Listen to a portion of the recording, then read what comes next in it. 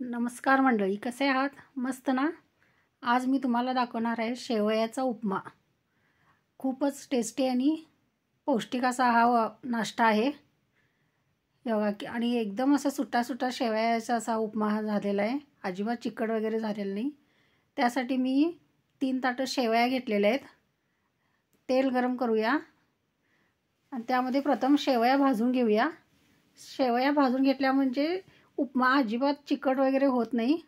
नाहीतर शेवया कशा चिकट होत्यात. आता मी कांदा चिरून घेतोय. कांदा चांगला असा बारीक चिरून घ्यायचा. कोथिंबीर घ्यायची, कोथिंबीर बारीक चिरून घ्यायची.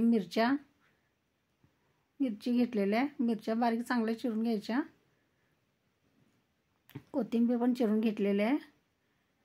गाजर, माझ्याकडे गाजर आहेत, मी गाजर घातले. आपण त्याच्यामध्ये मटार, शेंगदाणे वगैरे काही पण असं घालू शकतो.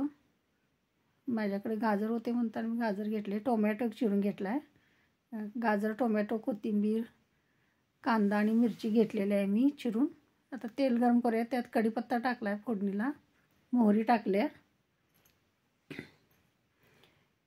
आता आपण कांदा भाजून घेऊया. टोमॅटो घातला आहे, गाजर, हे सगळं चांगलं भाजून घ्यायचं.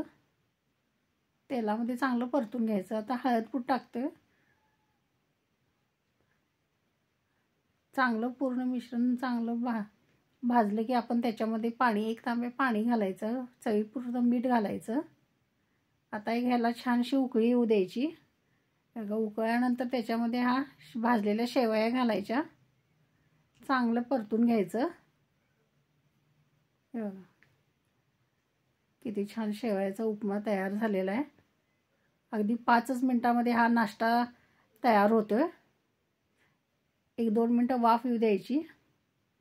बघा किती मस्त असं सुट्टा सुट्टा असा छानच असा हा हेल्दी नाश्ता तयार झालेला आहे. गरम गरम सगळ्यांना आपण खायला देऊ शकते असा हा हेल्दी नाश्ता खास तुमच्यासाठी.